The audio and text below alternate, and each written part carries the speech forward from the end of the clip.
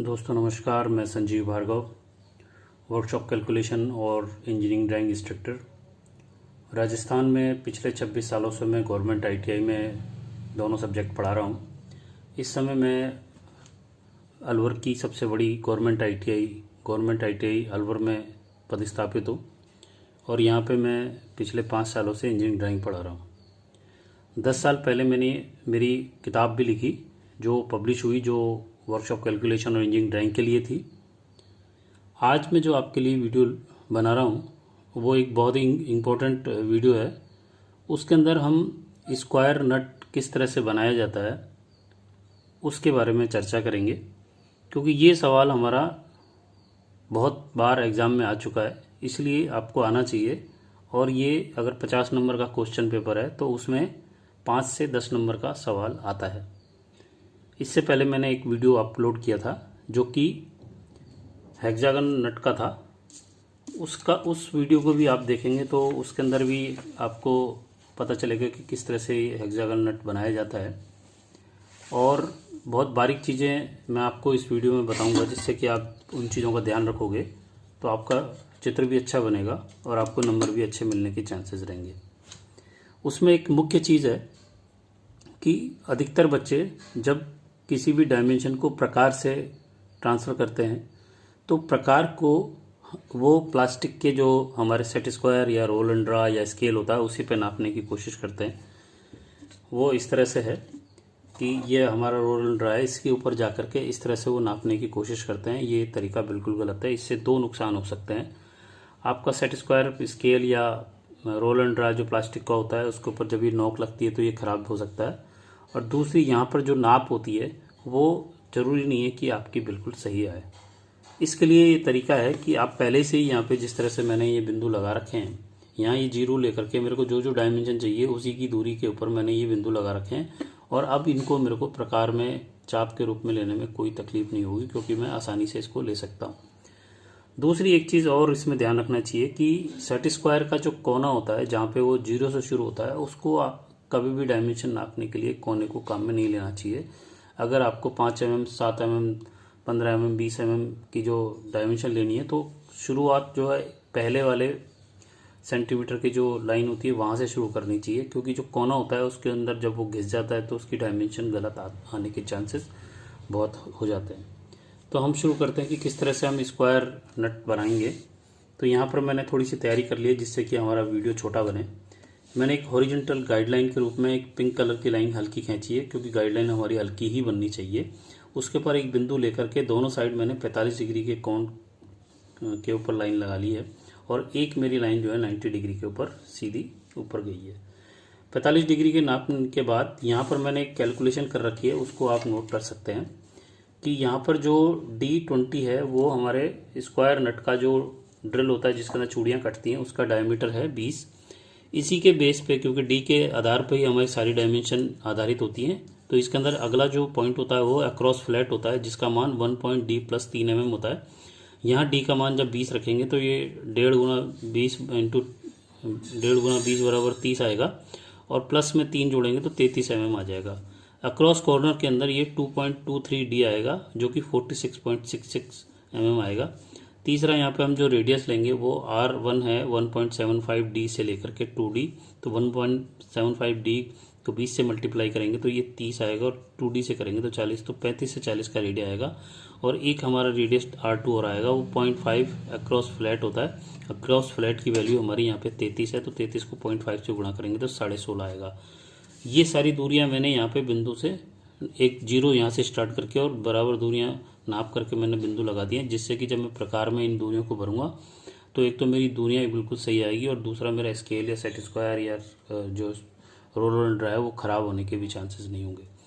अब मैंने यहाँ पे ये जो मेरा बिंदु है यहाँ से 45 डिग्री के ऊपर जो दोनों साइड लाइन खींची हुई है उसके ऊपर 33 mm की जो दूरी है मेरी, जो मैंने चाप से इस तरह से भरी है, उसको यहाँ से रख करके और 2 चाप यहाँ काट दिए हैं और इधर काट दिया है।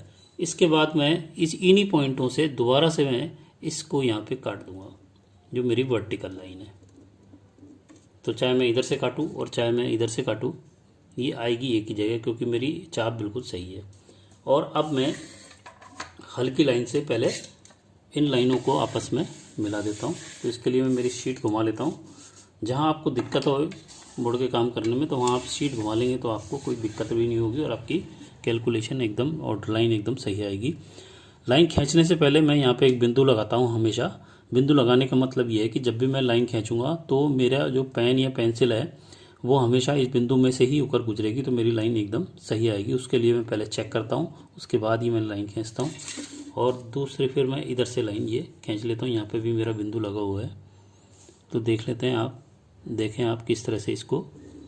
मैं यहाँ पर पिंक कलर का पेन इसलिए काम में ले रहा हूँ क्योंकि मैं जब इस पेंसिल्स को काम में लेकर मैंने जो वीडियो बनाए थे उसके अंदर ड्राइंग बहुत हल्की आई थी जो वीडियो में दिखाई नहीं देती, इसलिए मुझको यहाँ पे ब्लैक ब्लू या पिंक कलर की पेन काम में ले रहे हैं। तो पिंक कलर का पेन जो है मैं गाइडलाइन के रूप में काम में ले रहा हूँ। तो गाइडलाइन हमेशा आपको हल्की बनानी चाहिए। कोई भी ड्राइंग बनाए तो उसको पहले आप हल्की लाइन से बनाना शुरू करें। जब आपका ड्राइंग पूरी हो जाए और बिल्कुल सही बन जाए उसके बाद जो लाइनें आपको पक्की करनी है उन्हीं के ऊपर आप पेंसिल से दोबारा लाइन खींच करके उनको पक्का कर दे। बाकी की जो लाइन है वो हल्की होने की वजह से वो वहीं पे छूट जाएंगी, जो कि गाइडलाइन होती है उनको ना तो मिटाने की ज़रूरत है ना उन पर काम करने की ज़रूरत होती है। तो हमारा ये स्क्वायर बन गया है, यहाँ पे 33 बाई 33 का एक स्क्वायर बन गया है। इसके बाद मैं ये एक लाइन ये खींच लेता हूँ जो कि मेरी सेंटर लाइन होगी, horizontal centre line. Centre line का तरीका जो होता है उसके अंदर एक बड़ा डैश होता है, उसके बाद एक छोटा डैश होता है, फिर एक बड़ा डैश होता है, फिर एक छोटा डैश होता है, फिर एक बड़ा डैश होता है। तो ये मेरी हॉरिजॉन्टल गाइडलाइन सेंटर लाइन हो गई और ये मेरी वर्टिकल सेंटर लाइन है। इसको मैं पिंक के ऊपर ब्लैक लाइन से पक्का कर रहा हूँ।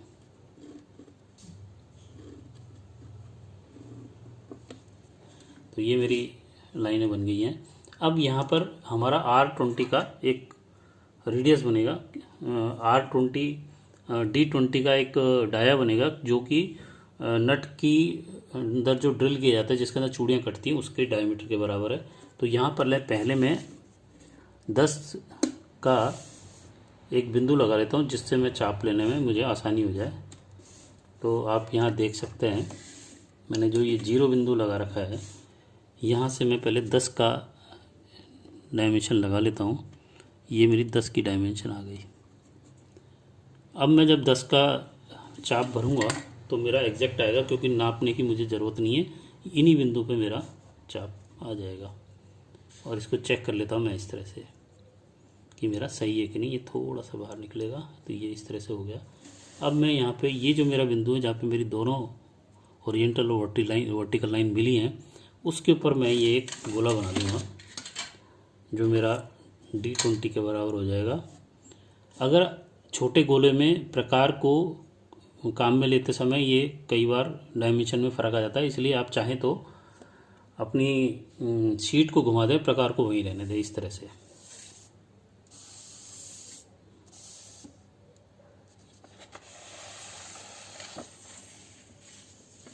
तो इससे गोला आपका एकदम सही बनेगा।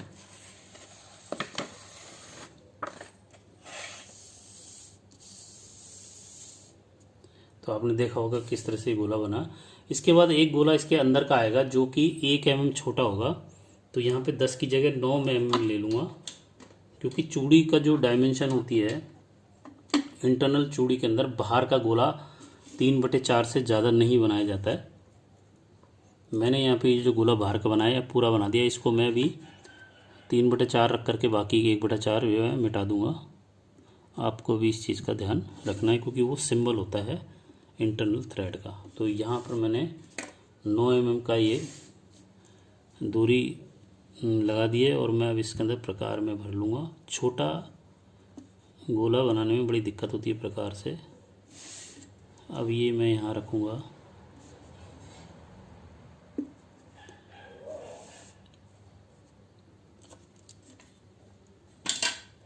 और इसको मैं इस तरह से एक जगह रख दूँगा और शीट में इसको घुमा दूँगा।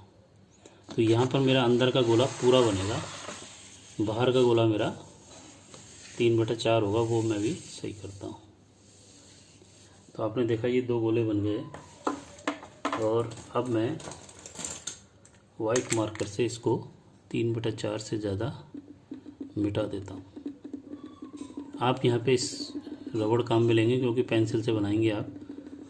मेरा पेन से बनाने की वजह से ये मेरे को मार्कर काम में लेना पड़ रहा है।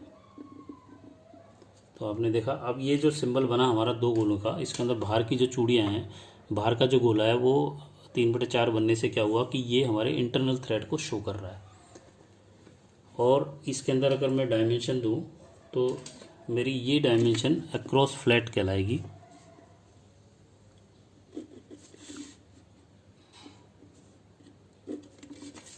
और अक्रॉस फ्लैट जो है यहाँ पर है 1.5D + 3 mm।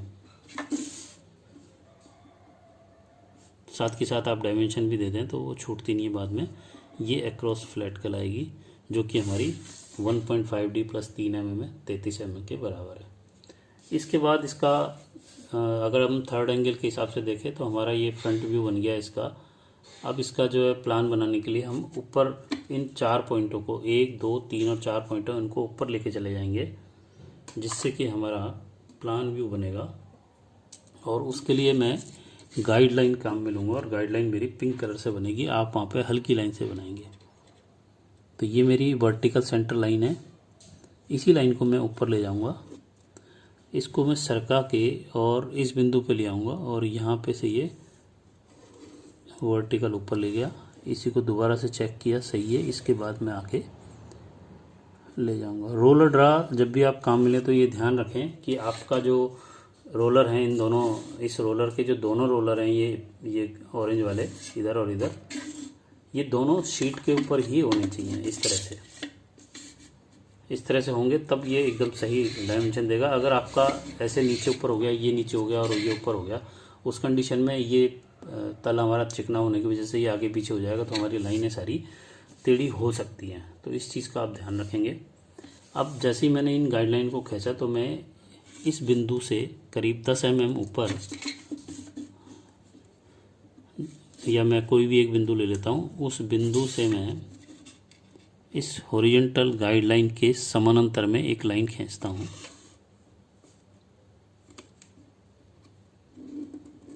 जो यहाँ पे अक्रॉस कॉर्नर कहलाएगी।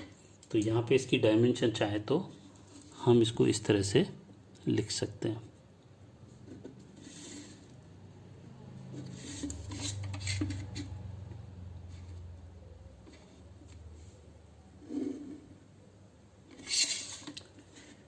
ये हमारा अक्रॉस कॉर्नर होगा।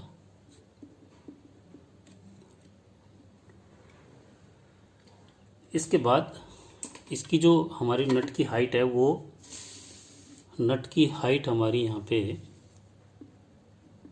वो 0.75D से और D के बराबर होती है। यानी कि यहाँ पे अगर D 20 लें तो 15 से और 20 हाइट तक हम इसको ले सकते हैं। तो यहाँ हम D के बराबर इसकी हाइट ले रहे हैं, तो जो कि 20 के बराबर। तो अब चाहें तो हम यहाँ पे प्रकार काम में ले सकते हैं या हम इसी से नाप सकते हैं। तो मैं इसी से नाप रहा हूँ अभी। ये मेरे 2 पॉइंट हैं, इन 2 पॉइंटों से मेरे को 20 mm ऊपर ले जाना है और ये मेरी 20 mm यहाँ आ गई और इसी तरह ये यहाँ आ गई। और यहाँ पर मैं इस लाइन के समानांतर में या इन्हीं बिंदुओं से, आप यहाँ देख रहे होंगे यहाँ थोड़ा गड्ढा दिखाई दे रहा है, इसी की सहायता से मैं यहाँ पे ये लाइन खींच दूँगा। तो हमारा ये अभी चित्र बनना शुरू हो गया है, ऊपर प्लान। अब यहाँ पे इन दोनों की जो डिस्टेंस है, ये जो दो हमारे तल दिखाई दे रहे हैं, क्योंकि जब ऊपर से देखेंगे तो एक तल हमारा ये दिखाई देगा और एक तल हमारा ये दिखाई देगा, इसलिए हमारे को 2 आयत दिख रहे हैं। इन दोनों आयतों के सेंटर पॉइंट हमें लेने पड़ेंगे, क्योंकि यहाँ पे हमको 2 रेडियस बनाने हैं। तो मैं अभी आपको पहले इसका सेंटर दूरी नापते हैं। दूरी हमारी है करीब 16.5 के आसपास। तो 8 दूनी 16, 8.5 mm के आसपास।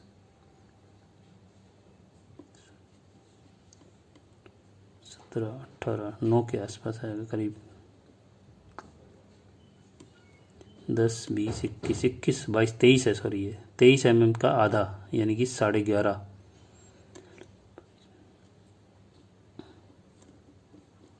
और इधर भी मैं 11.5 ले लूँगा।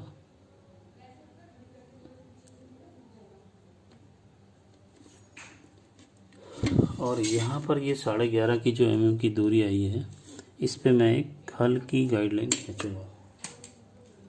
वो गाइडलाइन मेरी दोबारा से मुझको एक रेडियस बनाना है, उसके काम में आएगी। तो यहाँ मैं हल्की सी एक गाइडलाइन लूँगा।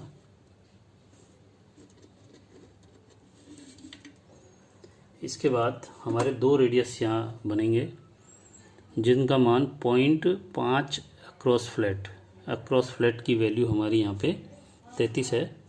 तो 33 का आधा 16.5। तो यहाँ पे मैंने 16.5 की डिस्टेंस ऑलरेडी ले रखी है प्रकार में। तो मैं यहाँ से इसको 0 से 16.5 नाप लूँगा। और चूँकि हमारी हाइट ये 20 है तो ये ज़्यादा है, तो पहले मैं यहाँ से इस बिंदु से 16.5 यहाँ लगाऊंगा, इस पे और इस पे।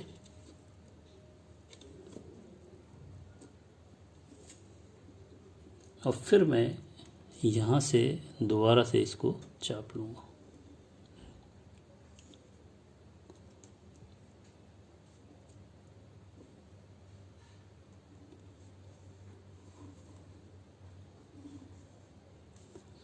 तो आप देख रहे हैं कि सुंदर सा यहाँ चाप बन गया है। तो ये 2 चाप हमारे बन गए। इसके बाद हमें एक चीज़ ध्यान रखनी है कि ये जो हमारे 2 गोले हैं जो इंटरनल थ्रेड के हैं, तो नट के अंदर इंटरनल थ्रेड होने की वजह से वो बाहर से दिखाई नहीं देते। तो जब हम इसका प्लान बनाएंगे तो हमको वो इंटरनल थ्रेड दिखाई नहीं देगी। इसलिए इन दोनों लाइनों को वर्टिकल जब हम लेके जाएंगे ऊपर, तो वो डॉटेड के रूप में बनेंगी।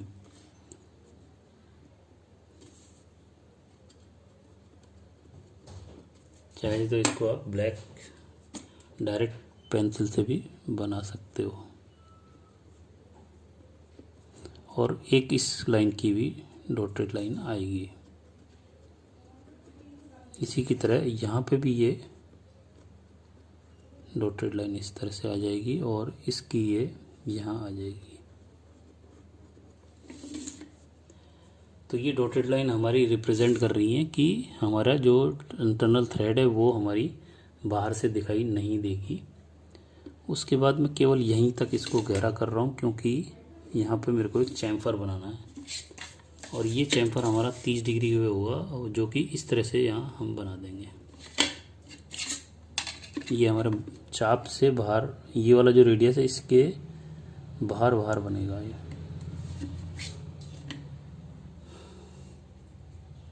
और ये लाइन हमारी हट जाएगी, तो मैं यहाँ से वाइट मार्कर से इसको हटा देता हूँ।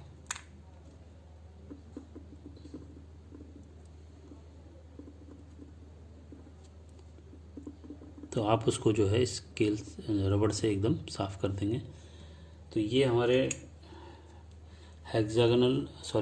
स्क्वायर नट का फ्रंट और प्लान तैयार हो गया है। अब इसमें भी ये 2 तरह से बनता है। एक तरह का तो ये है जिसमें हमने ये 45 डिग्री पे घुमा के इसको बनाया है और इसका फिर ये प्लान आ गया है। यहाँ पर एक दूसरा तरीका और है जिसके अंदर हमको सीधा ही ये फेस दिखाई देगा, वो मैं आपको चित्र भी बना के दिखाता हूँ। ऑलरेडी 18 मिनट का ये हो चुका है वीडियो। तो ज़्यादा बड़ा वीडियो होने से फिर बच्चे देखते नहीं हैं आप लोग। तो यहाँ मैं 1.5D 33 mm की डिस्टेंस ले लेता हूँ।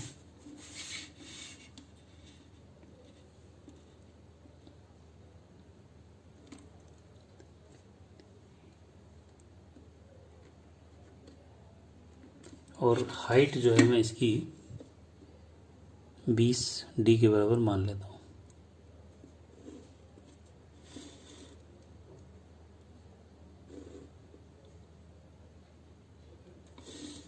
और 33 का मैं सेंटर ले लेता हूँ।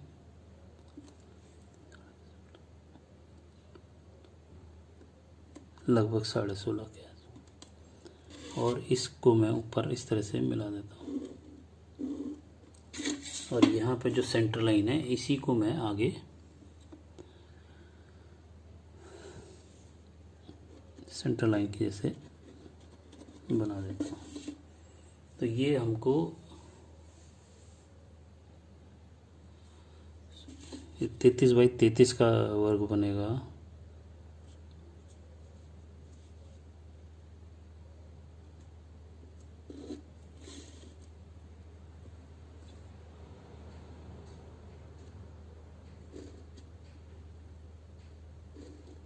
ये 33/33 का वर्ग बनेगा। ये लाइन मैंने गलत खींच दी है, मैं इसको मिटाता हूँ।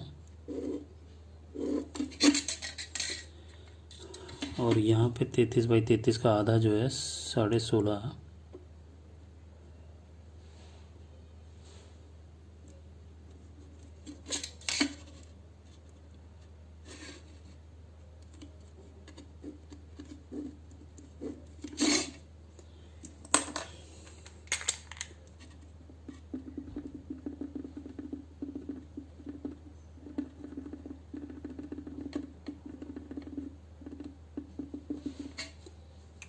तो ये 33/33 का वर्ग हमारा बन गया। यहाँ पे R10 का गोला बनेगा जो कि हमारे चूड़ी के लिए होगा, जो इंटरनल थ्रेड्स है वहाँ। तो यहाँ पे मेरे पास ये 10 mm का चाप के लिए डिस्टेंस पहले से मैं ले रखा था यहाँ।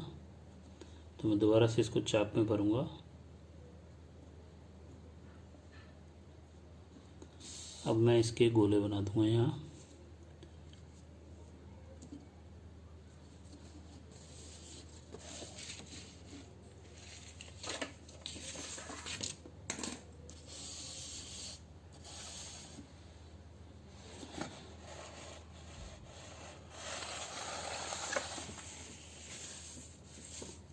और दूसरा मेरा बनेगा 18 mm के पास का, तो 9 mm का रेडियस इस तरह से मैं भर लूँगा और फिर दोबारा से एक गोला और बना दूँगा।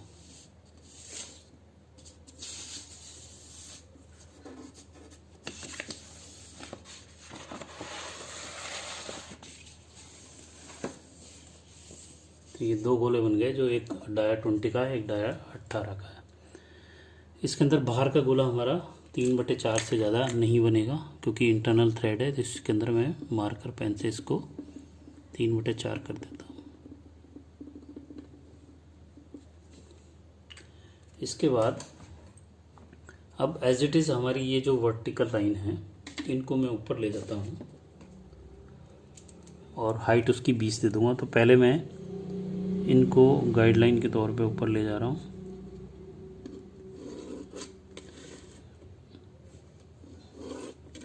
और यहाँ से 10-12 mm ऊपर जाके मेरी ये हॉरिजॉन्टल लाइन, और यहाँ हाइट इसकी 20, क्योंकि नट की हमारी हाइट है 20।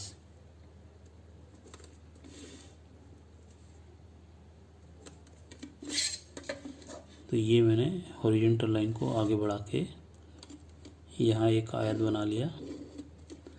अब चूँकि ये वाले चित्र में हमको ये वाला तल जो दिखाई दे रहा है, तो एक ही हमको ये आयत ऊपर दिखाई देगा, जिसके अंदर की जो रेडियस आएगा वो 1.75D का आएगा। यहाँ पे R1 रेडियस आएगा 1.75D से लेकर 2D। तो 1.75D 35 mm का रेडियस चाप में भरेंगे, जो हमने यहाँ पे लगा रखा है मैंने।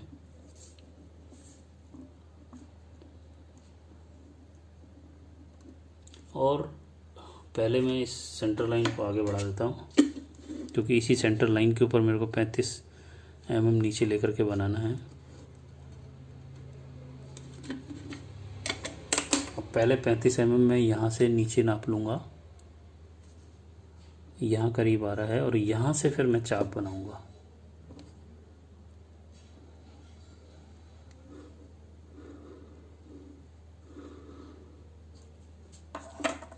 और ये जो हमारे दो गोले बने थे, इन दोनों के ऊपर गाइडलाइन जाएंगी, जो कि डॉटेड लाइन के रूप में बनेंगी। तो मैं यहाँ से इस रोल ड्रा को इस तरह से रख के यहाँ पे, और यहाँ पे डॉटेड लाइन बना दूँगा। फिर मैं इस बिंदु की डॉटेड लाइन बनाऊँगा, क्योंकि चूड़ियों में उसकी जो लाइनें बनती हैं वो दो दो बनती हैं, ये दो एक साइड, दो एक साइड।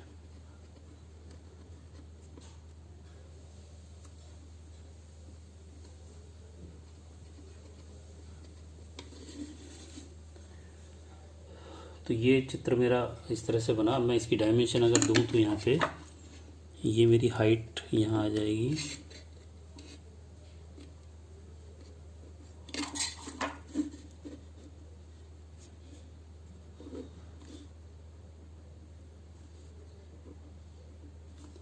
ये h हमारा d के बराबर है। और इसको मैं कंफर्म करता हूँ ब्लैक लाइन से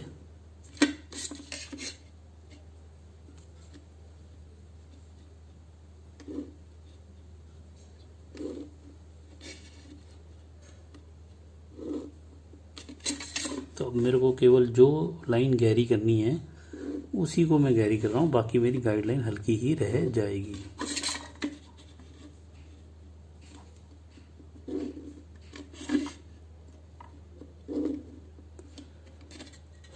ये मेरी अक्रॉस फ्लैट जो दूरी है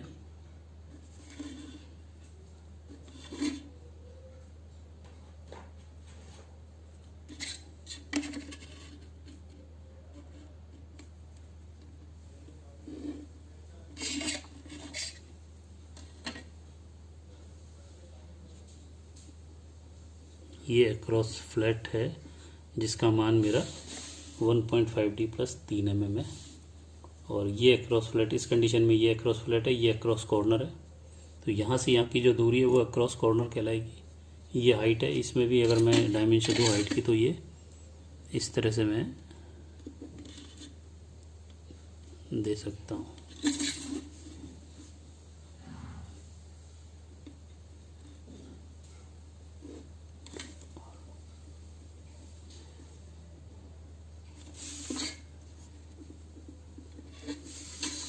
तो देखा आपने किस तरह से मेरा ये स्क्वायर नट तैयार हुआ।